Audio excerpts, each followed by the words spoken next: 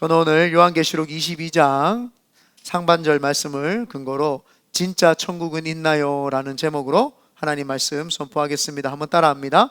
진짜 천국은 있나요?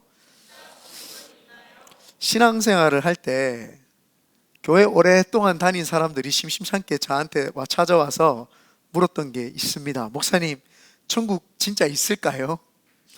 목사님, 천국 가보셨습니까? 이렇게 꽤 많이 이야기를 합니다. 그러면은 제가 천국 있습니다 그러면은 한 장로님 저한테 그랬어요. 아이, 죽어봐야 알죠. 그래서 제 속으로, 장로님이고 어른이니까 뭐라 할 수는 없고 속으로 이분이 믿음이 없구나 이런 생각을 사실은 할 때가 있습니다. 그런데 신기한 게 뭔지 아십니까? 천국이 있는지 없는지 궁금해 하시는 분들도 전도할 때 되면은 하나님 살아계십니다, 천국 있습니다 이렇게 자기 확신을 가지고 또 전도를 한다는 사실입니다. 굉장히 상반되지만 오늘은 우리가 천국에 대한 개념적인 것들을 조금 이해하는 그런 시간이 되면 좋겠습니다. 그러므로 말씀이 증거될 때에 천국에 대한 하나님의 소망을 가지시게 되시기를 예수님의 이름으로 축원드립니다. 오늘 성경에 천국이 어떤 곳이냐 하면은 전반적으로 많지만 좀 짧게 딱 이야기를 하면은 오늘 1절에 보면은 그가 수정같이 맑은 생명수의 강이 내게 보이니, 사도 요한, 하나님의 예수 그리스도의 그 사랑을 많이 받았던 사도 요한이 천국에 쭉 갔는데 생명수, 수정 같은 아주 곱고 아리따운 생명수가 이렇게 쭉 흐르는 거예요. 이 어디서 흐르는가 쫙 봤더니 쭉 하나님의 보좌 우편에서부터, 하나님의 보좌와 예수 그리스도의 보좌 우편에서부터 이게 쫙 생명수가 흘러나오는 거예요. 그러면서 그 생명수를 쭉 따라가서 보니까 그 생명수가 천국의 중앙을 쫙 가르는데 그 양옆에 나무들이 쫙 질벼 있는데 12열매를 맺는 거예요. 12열매를 맺는데 그 12열매는 달마다 바뀌는 거예요. 여러분, 한 나무에 한 열매가 맺히는 게 인지상정 아닙니까? 그런데 한 나무에 12열매, 그러니까 생명나무, 매 달마다 우리에게 공급해 주시는 하나님의 말씀과 같은 그 생명나무가 그 넘치듯이 그곳에 있습니다. 그리고는 거기에 보니까 그 열매를 먹으면은 그 열매와 그 나무 잎사귀들은 2절입니다. 만국을 치료하기 위하여 있더라. 모든 사람들이 아픔이 없는 곳이에요. 다 치료가 있는 곳. 그래서 어떤 분들이 저한테 물어봐요. 목사님, 천국 가면 우리의 모습이 어떻습니까? 사실은 정확하게 알 수는 없지만 아픔이 없기 때문에 가장 멋있는 모습입니다 라고 이렇게 이야기를 해요, 사람들이. 근데 가장 멋있는 모습이 뭐냐는 거예요. 그러니까 어떤 사람들이 지금 제가 제일 건강할 때 모습인가요? 이렇게 이야기를 해요. 그런 모습은 다릅니다. 우리가 형상과 형상을 대면하는 것처럼 대면은 하지만 영적인 존재들이기 때문에 우리가 그 영적인 것의 세계는 전혀 알지 못합니다. 꿈을 우리가 꿀 때에 누구의 얼굴이 또렷이 보였지만 사실은 꿈을 깨고 보면 그 사람이 진짜였는지 아닌지 몽롱할 때가 있습니다. 그래서 꿈에 보면은 내가 날기도 하고 내가 뛰기도 하고 점프하기도 하고 내가 근심 걱정 두려움을 다 느끼기도 하지만 사실은 그것이 정확하게 또렷하지 않습니다. 그래서 천국에 우리의 형상과 모양을 또렷하게 알 수 있느냐, 그래서 어떤 목사님이 설교하는데 제일 삼삼한 나이에 우리가 갈 거다. 예수님이 33세에 돌아가셨기 때문에 제일 삼삼한 나이고 예수님의 나이처럼 자신이 33살쯤 나이로 돌아갈 거다, 뭐 이렇게 이야기를 합니다. 저는 33살 때 32살 때 암에 걸렸기 때문에 33살이면 흉터가 있는 나이입니다. 다리에 이 암을 드러낸 나이기 때문에 굳이 33살 나이에는 가고 싶지 않습니다. 하나님이 가장 최고의 모습으로 우리를 그 모습으로 우리를 있게 합니다. 애기들은 그러면 죽으면 거기 천국 가면 애기들이 있나요? 안 가봤기 때문에 사실은 모릅니다만은 천국 형상을 이야기를 할 때에 아이들이 뱀들과 또 독사굴에 손을 놓고 또 사자들과 함께 뛰어놀다고 이야기를 했기 때문에 분명히 천국에 가면은 아이들의 형상 같은 모양도 있지 않을까까지 우리는 추측만 하는 거지 가본 사람은 아무도 없기 때문에 천국이 어떻다라고 정확하게 말할 수는 없습니다. 그러나 천국은 반드시 있습니다. 아픔이 없고 3절에는 다시 저주가 없다고 합니다. 가난, 전쟁, 이런 피폐한 이 저주들이 없고 하나님과 그 어린 양 보좌가 그 가운데 있으리니 종들이 그를 섬기리니. 천군 천사들이, 어마어마한 천군 천사들이 섬기는데 하나님을 찬양하고 하나님을 높이고 하나님의 그 칭호가 막 쏟아지면서 그 웅장한 음악 소리들이 아마 펼쳐질 겁니다. 그리고는 그 웅장한 음악 소리와 함께 해도 없고 별도 없고 달도 없는데 빛이 쫙 나오는데 하나님의 보좌로부터 나오는 그 빛이 쫙 비친다고 오늘 마지막 절에 이야기를 합니다. 5절입니다. 다시 밤이 없겠고 등불과 햇빛이 쓸데없으니 이는 주 하나님이 그들에게 비치심이라. 그들이 세세토록 왕노릇 하리로다. 아멘. 제가 인사를 한다는 게 깜빡했습니다. 오늘 솔라노 큰비드네께서 예배 드리시는 우리 성도님들에게도 오늘 동일한 은혜가 있기를 바랍니다. 사랑합니다. 축복합니다. 우리 목사님 네 분, 사모님, 또 우리 권사님, 집사님, 그곳에서 동일한 은혜가 있기를 바랍니다. 아멘. 오늘 제가 못 올라가기 때문에 미리 인사를 했어야 되는데 못했습니다. 그래서 우리가 오늘 본문의 말씀을 보면서 이 천국이 이렇게 하나님은 성경에 기록했는데 천국이 있다고 이야기를 했는데, 그러면 그 천국 개념에 대해서 우리가 오늘 한번 알아볼 텐데, 첫 번째로 우리는 천국을 우리 마음에 내재적으로 체험할 수 있습니다. 예수님께서 이 땅에 오셨을 때 제일 먼저 하셨던 말씀이 회개하라 천국이 가까이 왔느니라 라고 이야기를 합니다. 천국이라고 하는 것은 죄와 사망과 눈물이 없는 것, 아까 이야기했죠. 치료함이 있고 눈물이 없고 죄가 없는 곳입니다. 그러니까 예수님께서 회개하라 천국이 가까이 왔다라고 이야기를 했습니다. 그러면은 그 회개, 죄가 그 사람 몸에 있기 때문에 죄로부터 분리되는 것이 천국을 경험하는 것입니다. 죄가 우리를 속박하고 우리를 억누르고 우리로 하여금 하나님 뜻 가운데 살지 못하도록 꽉 누르고 있었는데 주님이 오셔서 회개하라. 그래서 그 죄를 낱낱이 주님 앞에서 진정성을 가지고 하나님 앞에서 그 떨리는 마음으로 회개를 할 때에 내 속의 죄를 예수 그리스도께서 가져가셨다는 게 믿어지는 순간 내 속에서 참 평안이 쫙 밀려오기 시작합니다. 죄로부터 어떻게 이것을 풀어내야 될지 모르는 인생 가운데 그것이 확 일어나게 됩니다. 그래서 우리는 죄에 대해서 조금 심오하게 생각을 해야 되는 것이, 많은 세상 사람들은, 크리스천들도 마찬가지고 많은 세상 사람들은 이 죄에 대한 문제에 대해서 관가하지 않았습니다. 그래서 이 사람들은 행복을 쫓아 늘 살아가죠. 우리도 마찬가지입니다. 행복을 쫓아 살아갑니다. 세상 사람들도 행복을 쫓아 살아가다가 그 외부로부터 있는 행복을 잡으려고 그렇게 잡으려고 합니다. 그런데 그걸 잡다 보면은 허무합니다. 못 잡을 경우에는 행복이 없다라고 생각을 하고 그 사람들은 인생을 결말짓거나 인생을 다른 데로 이제 눈을 돌리게 됩니다. 그런데 그 행복을 내부에서 찾으려고 하다 보니까 내 내적인 것들을 채우려고 하고 내 지식적인 것들을 채우려고 하고 내 내면을 강하게 하려고 사람들이 합니다. 그러나 그 강하게 하려고 끝으로 가다 보면 사람들이 느끼는 게 내 속에 죄밖에 없구나, 이걸 경험을 합니다. 아무리 착한 행동을 하고 아무리 올바르게 살려고 해도 끝으로 가면 갈수록 죄밖에 없다라는 걸 알게 되죠. 그러면은 그 사람들이 그때부터 아이덴티티, 정체성에 혼란이 오게 되고, 나는 무엇인가? 나는 어디에서 왔는가? 나는 왜 살고 있는가? 그러면 나는 어디로 가는가? 라고 하는 물문이 오르게 됩니다. 그래서 하나님이라는 분이 그 죄의 문제를 해결하셨다는 것을 알게 되는 사람, 그 사람이 바로 구원받은 사람이고 그 사람이 죄의 사함을 받은 사람입니다. 죄의 사함을 받게 되니까 그 마음에 평안이 찾아오고 주님이 찾아오니까 우리가 천국을 경험하게 됩니다. 많은 사람들이, 목사님, 영원한 생명은 죽고 난 다음에 얻습니까? 부활을 죽고 난 다음에 얻습니까?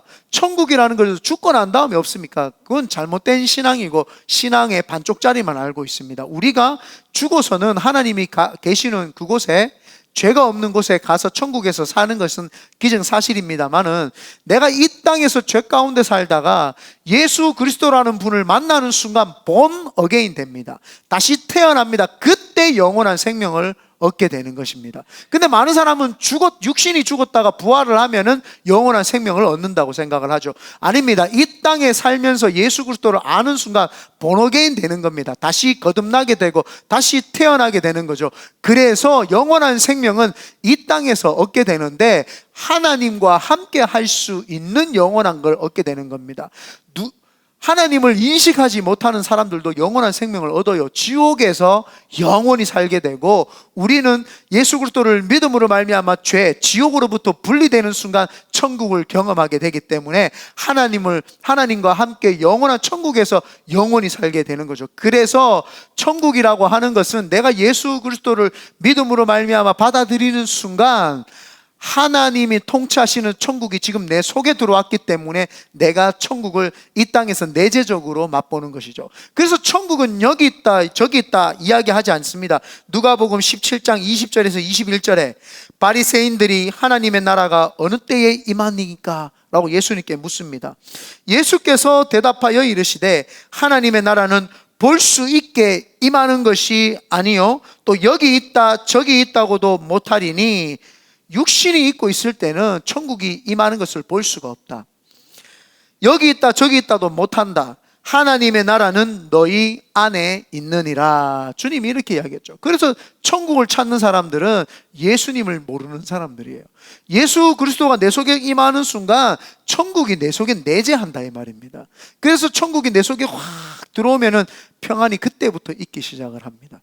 그때부터 평화로운 삶을 살게 되기 시작을 하면서 예수님과 함께 천국을 맛보게 됩니다. 그래서 우리가 신앙생활 할 때에 새벽 기도든 무슨 기도든 기도할 때에 제일 먼저 우리 마음속에 받아들여야 되는 게 예수 그리스도께서 보혈로 나를 덮으셔서 나로 하여금 죄 사함을 받은 것, 그거에 대한 깨달음이 있어야 되죠. 그래서 성령님 오늘도 예수 그리스도의 보혈로 나를 덮어주심을 감사합니다.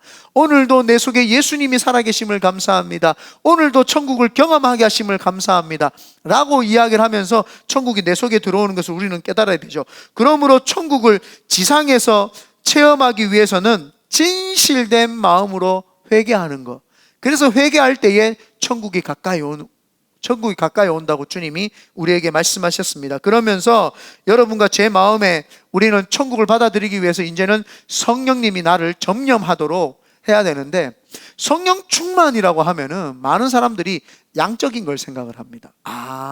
내가 발까지 차 있었던 성령이 머리 끝까지 차는 것을 말하는가 보다. 그래서 제가 자꾸 제가 조심스럽게 말하는 것은, 사람들이 뭔가를 느낌적으로 꽉 차는 것을 자꾸 체험하려고 합니다. 그게 잘못되면 신비주의로 빠지게 됩니다. 성령님이 나를 꽉 체험한다고 하는 개념은 이 양적인 개념이 아니라 다스림의 개념입니다. 그래서 성령의 9가지 열매라고 하는 것은, 그것은 이 단수적으로 다 이렇게 쭉 했기 때문에 단계적으로 사랑과 희락과 화평과 오래 참음과 자비와 충성과 온유와 절제를 맺는 것이 아니라, 이 모든 것들이 하나의 종합적으로 성령이 충만한 사람은 그게 임한다라는 겁니다. 그걸 종합적으로 다 묶어서 이야기를 하면은 온유하고 성령님께 다스림을 받는다 이 말입니다. 온유하다라는 것은 길들여진 야생마입니다. 내가 내 마음대로 야생마처럼 살지만 성령이 충만하다는 것은 그 야생마가 길들여진다는 겁니다. 내 고집 내 아집대로 하는 것이 아니라 길들여져서 성령님께 다스림을 받기 시작을 한다는 거죠. 그래서 예수 그리스도께서 내 마음에 오시면은 성령의 9가지 열매에 대해서 가르쳐 주시고 성령님을 나로 하여금 인식하게 합니다. 그러면은 성령님이 내 속에 오면 그때부터 다스림을 받기 시작을 하죠. 그 다스림을 받고 있는 자가 천국을 내재하고 내 속에서 천국을 경험하게 됩니다. 근데 많은 사람들은 이 천국에 대한 개념도 잘 모르고 성령 충만에 대한 개념을 잘 모르기 때문에 그렇습니다. 지옥에 만약에 제가 이야기를 했습니다. 하나님이 지옥에 계시면 거기가 천국이에요. 하나님이 천국이라고 하는 하나님의 나라에, 이 하나님의 나라라고 하는 개념은 바실레이아라고 이야기를 합니다. 헬라어로 바실레이아 이렇게 합니다. 하나님의 나라 이렇게 이야기를 합니다. 하나님의 나라라고 하는 것은 하나님이 그곳에서 통치하시기 때문에 하나님의 나라라고 이야기를 합니다. 그래서 하나님의 나라 천국이라고 하는 것은 3가지로 이 땅에 현존하는데, 우리가 보이지 않는 천국과 교회, 이 교회가 천국이고 가정이 천국이며 내 속에 계신 내가 천국입니다. 그렇기 때문에 하나님이 나를 다스리며 그것이 바로 천국이 내 속에 내재해 있기 때문에 내가 천국의 삶을 살고 있게 되는 것입니다. 그런데 많은 사람들이 그 성령님을 모시고 성령님이 나를 통치하시고 다스리는 것을 거부를 하기 때문에 내 속에서 근심, 걱정, 불안, 초조가 자리 잡아가지고 지옥이 있는 것이지, 성령님이 나를 붙잡으면은 그 지옥이 떠나가기 때문에 자동으로 천국이 임합니다. 그러므로 우리는 신앙생활을 하면서 성령 하나님과 예수 그리스도와 삼위일체 되시는 하나님 아버지께서 내 속에 내재하시고 나를 다스리도록 내어줄 때에 내재적으로 내 마음속에서 천국이 오는 것을 경험하게 될 줄 믿습니다. 그러므로 오늘도 성령 충만하여서 다스림 받게 되시기를 예수님의 이름으로 다시 한번 축원드립니다. 두 번째입니다. 우리는 환경적으로도 천국을 체험할 수 있습니다. 우리 속에 내재적으로, 내적으로 천국을 경험할 뿐만 아니라 환경적으로도 우리는 천국을 경험하게 됩니다. 예수 그리스도를 구주로 믿을 때 다가오는 것이 뭐냐 하면은 깊은 인격적인 교제입니다. 예수를 믿었다라고 하면은 사람이 인격적인 교제를 안 할 수가 없습니다. 지적으로 예수님을 알아가고 싶고, 감정적으로 예수 그리스도와 닮고 싶고, 의지를 가지고 예수님에게 나가고 싶은, 그래서 그 지정의를 가지고 예수 그리스도와 성령님과 하나님 아버지와 함께 인격적인 교제를 하게 됩니다. 그러면은 그 사람이 인격이 변화가 되게 되어 있습니다. 인격이 변화가 되죠. 그래서 우리가 이렇게 볼 때에 어떻게 천국을 아냐 하면은 변화받을 것 같지 않는 인생들이 있습니다. 저 같은 사람, 아무리 봐도 변화받을 것 같지 않은 사람이에요. 그런데 어느 날 하나님을 만나고 예수 그리스도의 십자가 복음을 깨닫고 성령 하나님이 오셔서 충만함을 경험하게 되면 그 사람이 인격이 변화되는 걸 봅니다. 인격이 변화되는 걸 보면은, 야, 이 변화될 사람이 아닌데 변화되었네? 라고 하면서 간접적으로 우리는 이 환경적으로 천국이 임했다라는 것을 알게 됩니다. 우리가 잘 알고 있는 존 뉴턴이라고 하는 그 유명한 찬송을 만들었던 사람이 있습니다. 이 사람은 이 영국 출생으로서 노예 상인이었는데 노예들을 팔아다가 미국에다가 파는 일을 했던 사람입니다. 그래서 그 사람은 가족들을, 흑인 노예들을 다 잡아가지고, 인도에 있는 노예들을 잡아가지고 그 노예들을 가지고 분리를 합니다. 아빠는 아빠대로, 엄마는 엄마대로, 자녀는 자녀대로 다 분리를 해가지고 뿔뿔이 흩어지게 해가지고 미국에다가 팔았습니다. 그래서 그렇게 팔고 악한 행동을 하고, 노예들이 말을 안 들으면은 배를 타고 가다가 바다에다가 던져가지고 상어 고기를 주기도 하고, 그걸 보면서 깔깔깔대고 웃고 그랬던 사람입니다. 인간적으로 볼 때 그 인간이 변화될 수 있을까요? 저 사람은 살인자이고, 저 사람은 인신매매범이며, 저 사람은 극악무도한 사람인데도 불구하고 그가 태풍을 만납니다. 한 번은 노예상을 가지고 가다가 노예들을 데리고 이 대서양을 건너서 미국으로 가는 길에 큰 태풍을 만납니다. 큰 태풍을 만나니까 죽음에 이르게 되니까 이 사람이 직면을 하는 것이, 내가 이렇게 죽으면 지옥 가겠다라는 생각이 막연히 드는 거예요.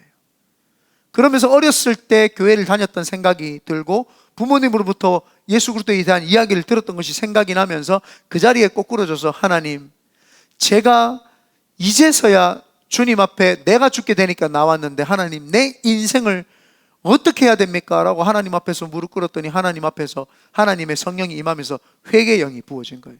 그래서 자신의 삶이 얼마나 악하고 극악무고했던지 하나님 앞에 회개하면서 그 사람이 하나님 앞에서 변화되기 시작을 합니다. 그래서 미국에 가서 노예 상인들, 팔았던 상인들을 다시 집으로 돌려보내는 일, 노예 상인들을 다시 구제하는 일로 그 사람이 바뀌기 시작을 하면서 목사가 되어가지고 그 사람이 목회를 하면서 사람들에게 늘 죄송한 마음으로 목회를 하면서 영혼 구원하는 데 힘을 쓰면서 노예들을 해방하는 데 힘썼을 뿐만 아니라 많은 영혼을 구원하는 데 힘썼고, 그가 남긴 찬송가가 있습니다. 우리가 잘 알고 있는 나 같은 죄인 살리시리입니다.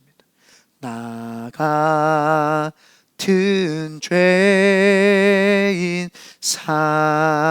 살리시, 이 찬양을 그 사람이, 존 뉴턴이 이 찬양을 작사 작곡하면서 고백을 한 거죠.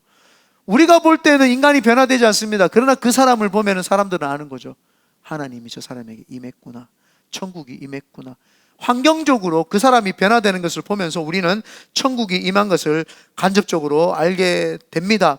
누가복음 11장 20절에 그러나 내가 만일 하나님의 손을 힘입어 귀신을 쫓아낸다면 하나님의 나라가 이미 너희에게 임하였느니라. 환경적으로 그 속에 악하고 더러운 귀신이 잡고 있다가 존 뉴턴에게서 귀신이 떠나가고 회개형이 임하는 순간 천국이 임했다는 것을 알게 됐지 않습니까? 우리도 알지 못하는 그 악하고 더러운 마귀가 우리에게 죄 짓도록 만드는데 그걸 쫓아낼 때, 죄가 떠나갈 때, 귀신이 떠나갈 때, 그때 천국이 임하는 걸 경험을 합니다. 희한하게도요, 여러분 한번 들어보세요. 예수님 당시에 예수님이 병을 많이 고쳤어요. 사람들이 그걸 보고 뭐 했어요? 환호성을 질렀습니다. 환호성을 지르고 와, 예수님 대단하다. 그러면서 예수님이 질병을 고치고 난 다음에 그 질병을 고친 사람한테 뭐라고 이야기했냐면 네 죄사함을 받았느니라. 그랬더니 병 고칠 때 환호하던 사람들이 이가 누구길래 죄를 사하냐고 하면서 이거는 신성모독죄라고 하면서 예수님에게 막 삿대질을 합니다. 병 고쳐주는 거는 당연한 거고, 뭐 나에게 주니까 땡큐 소마치고, 병 고쳐주는 거는 너무 잘하는 건데, 죄사함을 주님이 선포하니까 죄사함에 대해서는 하나님밖에 죄에 대해서 사함이 없는데 예수님이 죄사함 가지고는 사람들이 막 신성모독죄라고 하고 예수님을 죽이려고 했습니다. 사실은 죄가 떠나갔기 때문에 질병이 고쳐지는 거고, 죄가 떠나갔기 때문에 천국이 임하는 건데 사람들은 그걸 몰랐죠. 근데 지금 이 시대에 어떤 줄 아십니까? 죄사함 받는 거는 당연하게 생각을 하는데 병 고치는 걸 이상하게 생각하는 거 아십니까? 좀 이해가 되세요?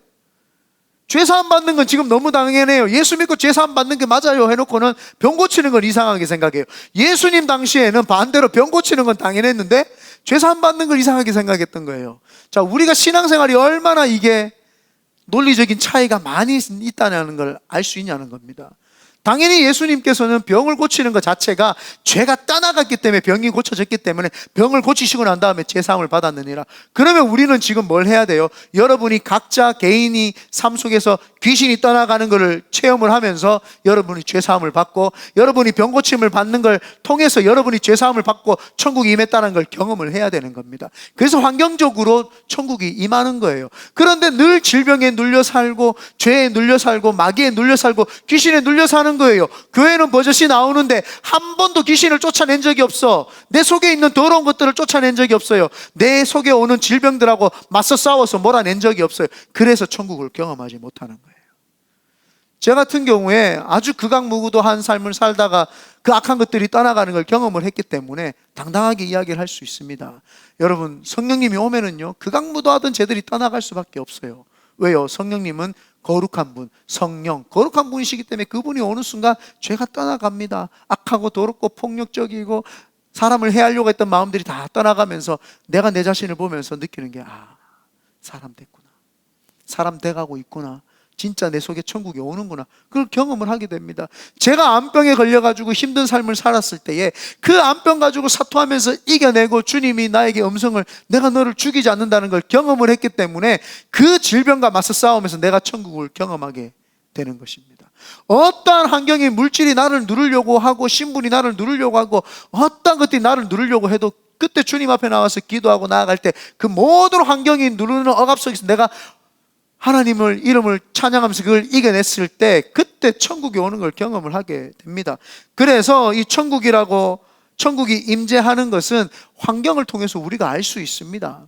질병이 떠나가고 그 저주가 떠나가고 죄가 떠나가는 걸 통해서 우리는 이 땅에서 직간접적으로 우리는 환경적으로 천국을 체험하리라 생각을 합니다. 그리고 천국을 체험하는 것 중에 하나가 복의 형태로도 우리에게 옵니다. 복이라는 것은 근본적으로 한 개인이나 한 가정이나 한 교회나 또 나라적으로나 하나님께서, 인간으로는 할 수 없는데 하나님께서 부어주셔서 이렇게 됐다는 걸 아는 것입니다. 저희 나라 같은 경우에 일제 식민지에 있어서 나라 국토가 외적에 의해서 다 짓밟혔습니다. 외적에 의해서 남자들은 징병됐고 여자들은 겁탈당하고 아이들이나 노인들은 언어를 잃어버리고 자기의 이름을 다 잃어버리면서 국토 침탈을 당했죠. 얼마 전에 3.1절이었습니다. 그래서 제가 하나님께 회개를 했습니다. 3.1절 날 3.1절에 관련된 내가 설교를 했었어야 되는데 나라에 대한, 민족에 대한 설교를 했으면 제가 깜빡 잊고 지난주에 2주년에 취해가지고 2주년 설교를 해버렸습니다. 여러분 공식적으로 사과를 드립니다. 3.1절은 어떻게 일어나게 되었느냐, 크리스천 선교사님들과 크리스천들이 3.1절 운동을 일으켰고, 마산이라고 하는 경북의 마산이라고 하는 그곳에서 중학생들이 일으키면서 일어났던 것이 3.1 운동입니다. 지금은 20대가 되고 30대가 돼도 철딱서니가 없어가지고 의식이 안 깨어 있어요. 지 나라가 어떻게 돌아가는지도 모르고 살아갑니다. 그러나 그때 당시만 해도 중학생들이 그런 의식이 있었단 말이에요. 얼마나 나라 사랑하는 게 있었고 이 나라가 국토가 침탈당하는 것에 대한 분노감이 있었는지, 요즘에는 분노감이 없어요. 자기 마음대로 그냥 자기만 잘 행복하면 된다고, 이런 시대죠. 그래서 3.1 운동 때 기독교 정신에 의해서 3.1 운동이 일어나고 비폭력적으로 하자고 해가지고, 폭력이 아니라 그냥 국기를 들면서 만세 삼창을 외쳤던, 그게 기독교 정신에서부터 일어났습니다. 그러나 그게 짓밟히고 또 짓밟히고 나라가 미국에 의해서 원자폭탄이 히로시마에 떨어지고 하면서 해방이 됐음에도 불구하고 남북이 갈라지는 미국과 소련의 이권 다툼, 민주주의와 소련이 그 공산당이라고 하는 이권 다툼에 의해서 국토가 반으로 갈라져 가지고 전쟁이 일어나죠. 완전히 외적으로부터 짓밟혔던 대한민국이 이제는 전쟁으로 온 국토가 다 산산조각이 나버립니다.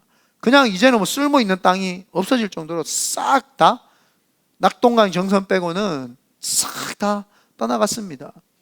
그때 전 세계에서, 심지어는 에티오피아라고 하는 아프리카에 있는 나라까지, 필리핀이라는 나라까지 다 우리나라를 도와줬습니다. 150개국이나 되는 나라가 우리나라에 물자 지원해주고, 너무 가난하고 못 사니까요. 그런데 선교사님들이 들어와서 이화학당, 지금 이화여자대학교죠, 연세대학교, 이런 모든 대구의 계명대학교부터 해가지고 우리나라에서 유명하다는 대학교는 다 선교사님들이 세워주신 거예요. 기독교 정신으로. 그리고 병원, 우리가 알고 있는 모든 훌륭한 병원들과 학교들을 다 그분들이 세워주신 거예요. 그래서 우리나라가 그 예수 그리스도의 보혈의 피값으로 선교사님이 들어와가지고 우리나라를 살리기 시작을 했죠. 그러니까 꾸임을 받는 나라에서 꾸어주는 나라가 돼버렸어요. 경제에서 전 세계에서 200 몇십국 중에서 가장 못 사는 나라에서 경제 12대국으로 우뚝 올라선 나라가 우리나라입니다. 이 환경적인 축복을 통해서 누가 어디 하나님이 없다고 이야기할 수 있습니까? 전부 다 60년대, 70년대, 80년대 잘 살아보자고, 하나님 잘 살아보겠다고 하면서 기도하면서 해가지고 우리나라가 잘 된 거 아닙니까? 그때 전 세계가 놀랐어요. 이 대한민국의 한강의 기적, 한강의 기적이 아니에요. 기독교인들의 기도의 눈물의 기적인 거예요. 그걸 모르는 사람들은 말은 한강의 기적이다 이렇게 이야기를 해요. 그러나 우리나라 역사만 조금만 봐도 우리나라 역사 건국이 33인의 기독교인에 의해서 도장 찍어가지고 나라가 세워졌습니다. 그거는 부인할 수 없는 역사예요. 좌파든 우파든 그거는 부인을 못해요. 거기에는 도장이 찍혀있는 문서가 확실히 있기 때문입니다. 기독교 정신으로서 기독교인들이 울면서 불면서 순교해 가면서 선교사님들이 와가지고 이 땅을 고쳐달라고, 그래서 대한민국이 지금 전 세계에 나눠주고 구워주고 베풀어줄 뿐만 아니라 선교사를 제일 많이 파송하는 나라가 대한민국이 돼버렸습니다. 전 세계에서 대한민국 여권 가지고는 못 가는 데가 없어요. 어디 하나님이 안 계십니까? 그래서 이민자들이 와가지고 이런 말이 있어요. 중국 사람들 3명 모이면은 식당을 운영하고, 일본 사람 3명 모이면은 뭐 IT나 이런 장사 같은 걸 사업을 하고, 한국 사람 3명 모이면은 교회를 만든다, 그런 이야기가 있어요. 그거 거짓말 아니에요.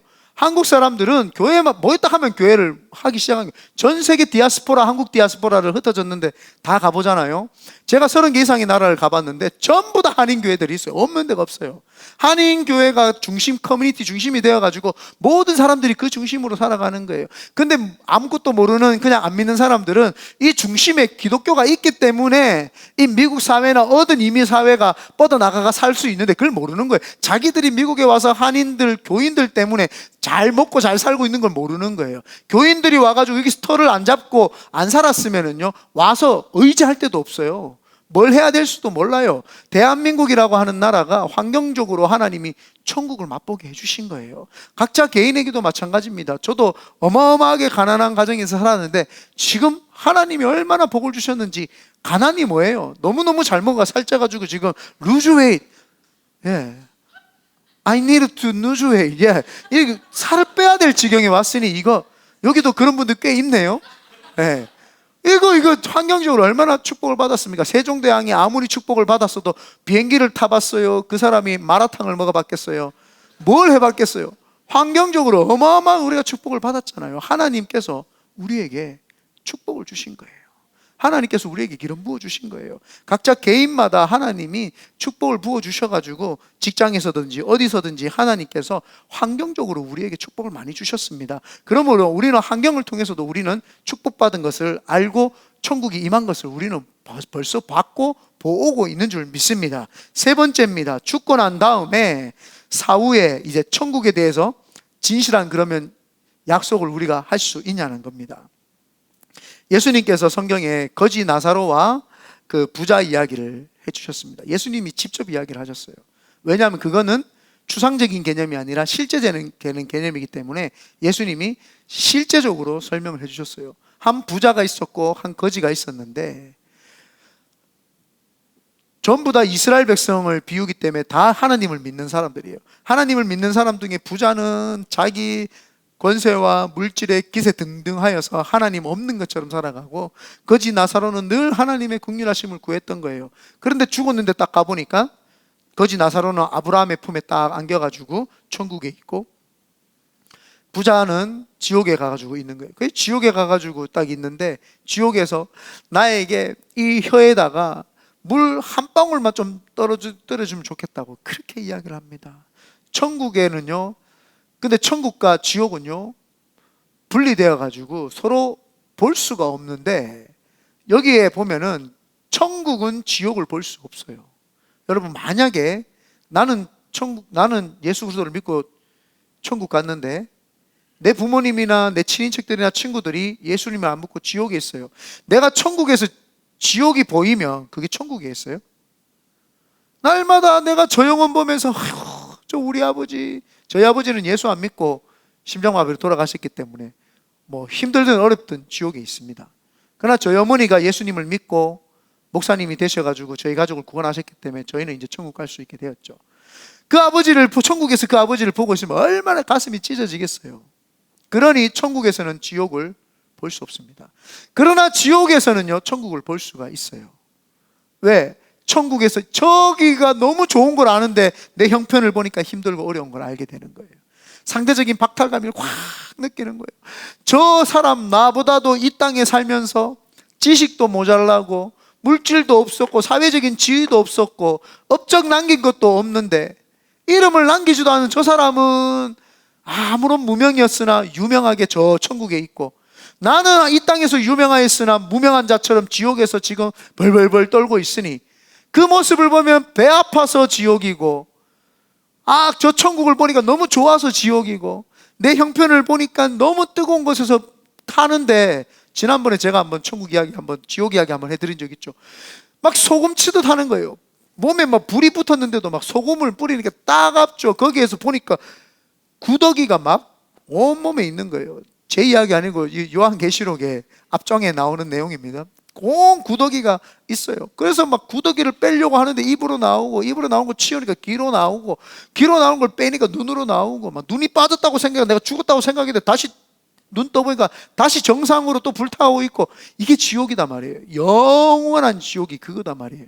그 지옥이 있다고 예수님이 말해준 거죠. 그래서 요한복음 14장 1절에서 3절에 너희는 마음에 근심하지 말라. 하나님을 믿으니 또 나를 믿으라. 내 아버지 집에 있을 곳이 많도다. 그렇지 않으면 내가 일렀으리라.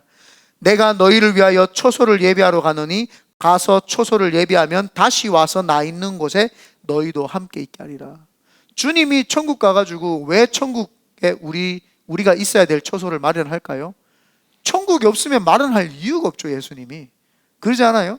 천국이 있기 때문에 마련을 하는 거예요. 그래서 우리 예수 그리스도를 믿는 자들은 예수님이 직접 우리의 천국에서의 살 집들을 마련해 주신다는 겁니다.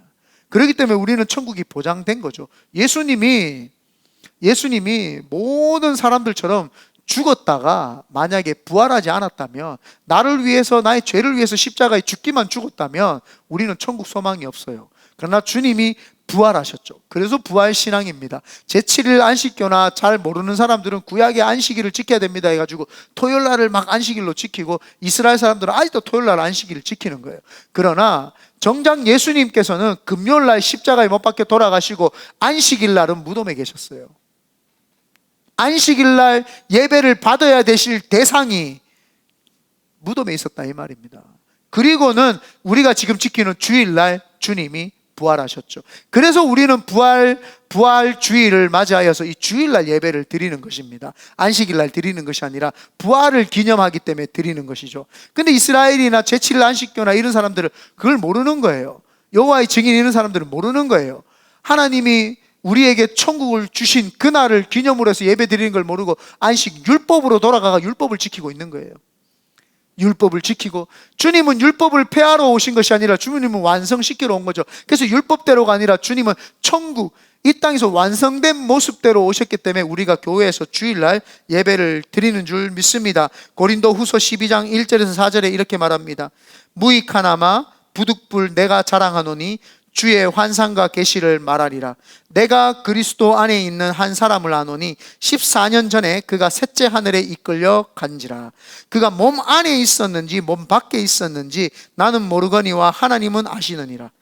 내가 이런 사람을 아노니 그가 몸 안에 있었는지 몸 밖에 있었는지 나는 모르거니와 하나님은 아시나니 그가 낙원으로 이끌려 가서 말할 수 없는 말을 들었으니 사람이 가히 이르지 못할 말이로다.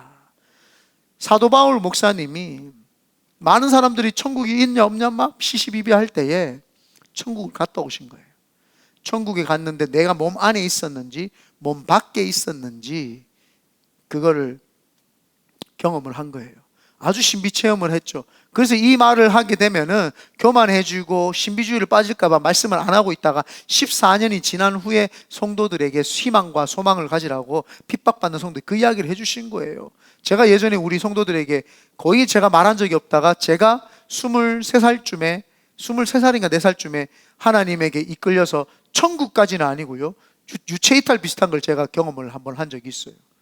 너무 공포감에 기도하는데 귀신들이 막 나를 죽일 것 같아가 공포감에 사로잡혀 있는데 갑자기 정신 차려 보니까 제가 잤는지 떴는지는 모르겠는데 제가 내 문 밖에 나와가지고 쭉 뒤로 가가지고 저 멀리서 하나님의 눈으로 저를 쳐다보고 있는 걸 제가 그걸 경험을 했습니다.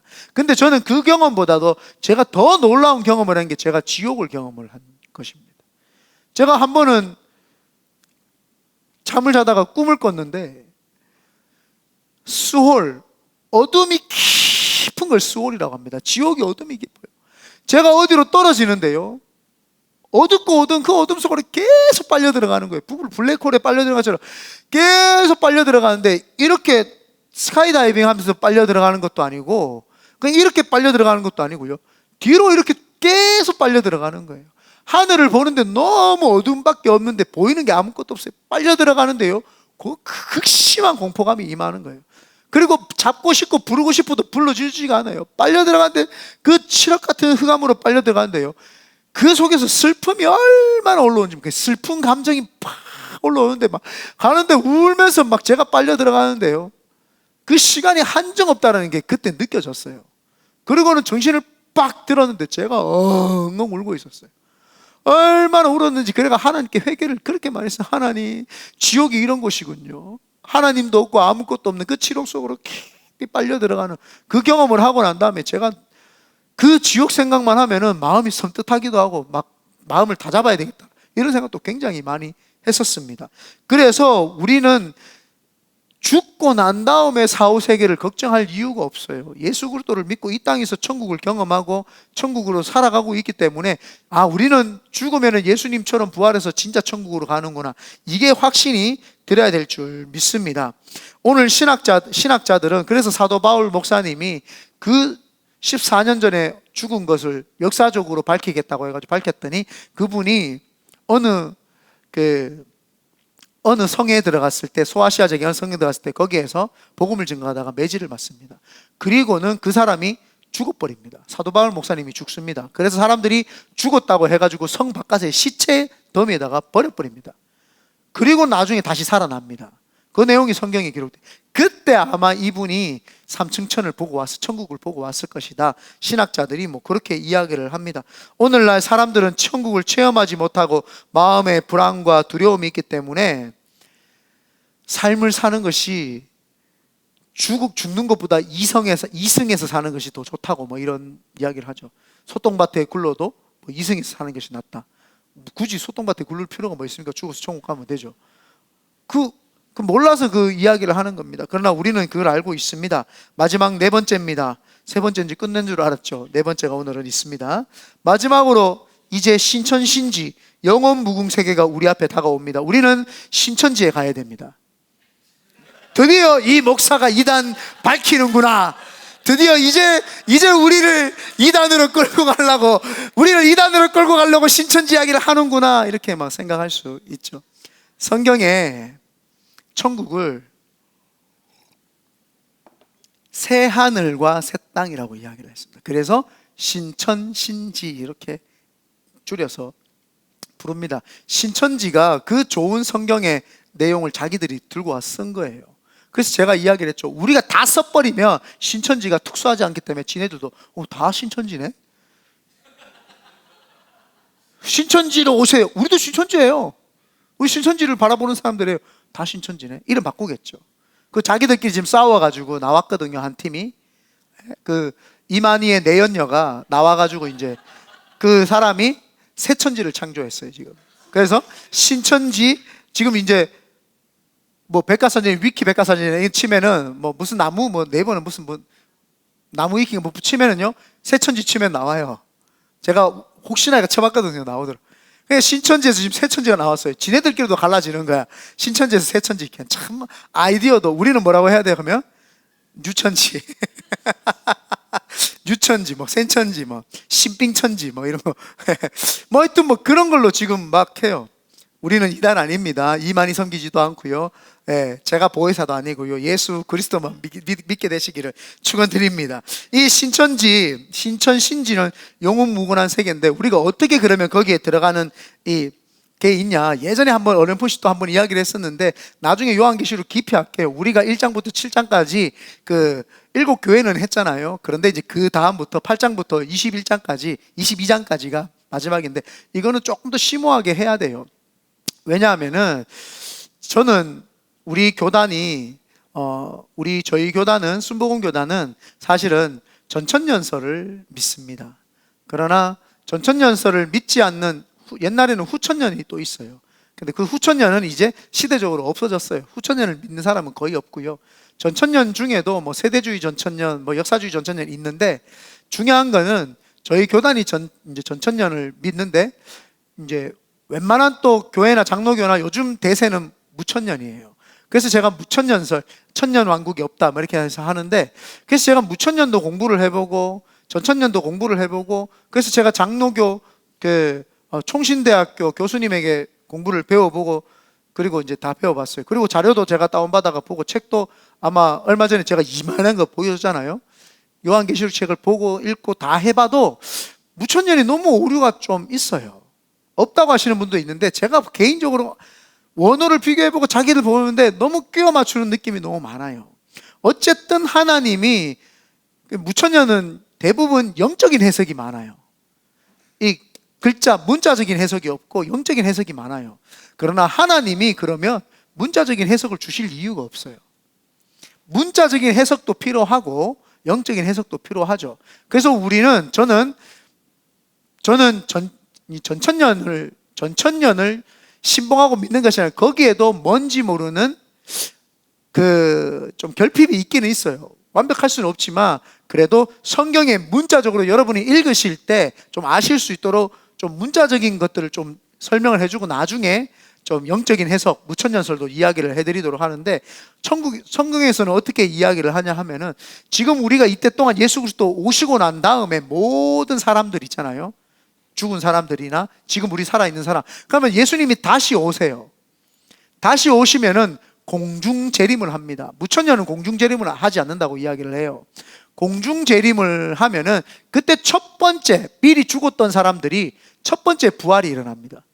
첫 번째 부활이 일어나고 살아있던 사람들은 중에 믿는 자들은 그 자리에서 바로 드릴 휴거라고 하죠. 바로 들림으로 올라가 휴거라고 하는 단어가 성경에 없기 때문에 그분들은 무천년을 주장을 하는 거예요. 휴거라고 하는 그래서 올라갑니다. 그분들은 지상의 에덴을 이룬다. 우리도 마찬가지예요. 지상의 에덴을 이루는데 그 지상 에덴을 우리는 천년이라고 보고 이제 무천년설은 지금이 천년 시대 왕국이고 이제 백보자 심판이 임하면은 이 땅에서 예수님하고 함께 새로운 새천 신천 신지 새로운 땅이 이루어지면서 천국 가지 않고 이 땅에서 살아간다라는 게 무천년이에요.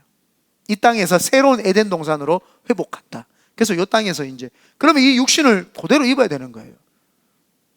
좀 이해가 되죠? 그러니까 이거는 말이 맞지 않는 거예요. 이거는 내가 아무리 생각해도 이 땅에서 이 육신을 입고 있을 것 같으면 난 안 살고 싶어요. 뭐 힘들어가지고 이거. 물론 뭐 아담과 하와처럼 뭐 평생을 뭐 행복하게 산다고 하지만 저는 그냥 천국 가고 싶어요. 네, 이 땅에서 에덴을 이루고 살고 싶지는 않습니다. 이 육신을 입고 얼마나 또 루즈해야 되겠어요. 힘들어서 못 살겠어요. 저는 이거는 농담입니다. 네, 너무 또 목사님이 그랬는데 이 땅에서 살찌고 그래서 그래서 이제 들림을 받은 사람들은 받고 이 땅에 있는 사람들은 7년 대환란이 일어납니다. 전 3년 반, 후 3년 반에서 전 3년 반에는 이 7년 대환란에서 14만 4천 명, 신천지는 14만 4천 명이 자기들이라고 이야기해요. 근데 여기 성경에서 말하는 14만 4천 명은 온전히 이스라엘 백성을 이야기를 하는 거예요. 그래서 이스라엘 백성들이 14만 4천 명이 3년 반 동안 복음을 증거하다가 다 죽어버립니다. 순교해버립니다. 그리고 우리는 예수 믿는 사람들이 휴거되어서 그 천국 잔치에서 그 7년 환란을 겪지 않고 그냥 지나가게 되죠.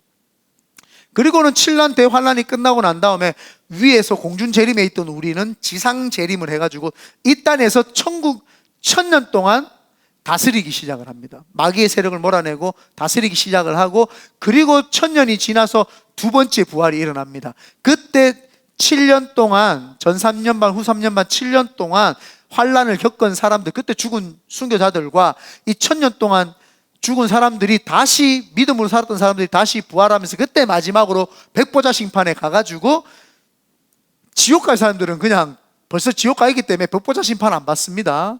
천국의 심판 하나님 앞에서 생명책 앞에 두고 심판을 안 받아요.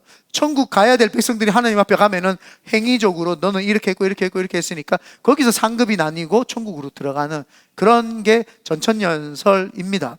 그래서 우리는 오늘 천국이라고 하는 개념을 막연하게 생각하지만 성경에서는 지금 오늘 이 모든 이야기들을 다 우리에게 해주고 있습니다. 그래서 오늘 요한계시록 22장 1절에서 5절까지 말씀이 그거예요.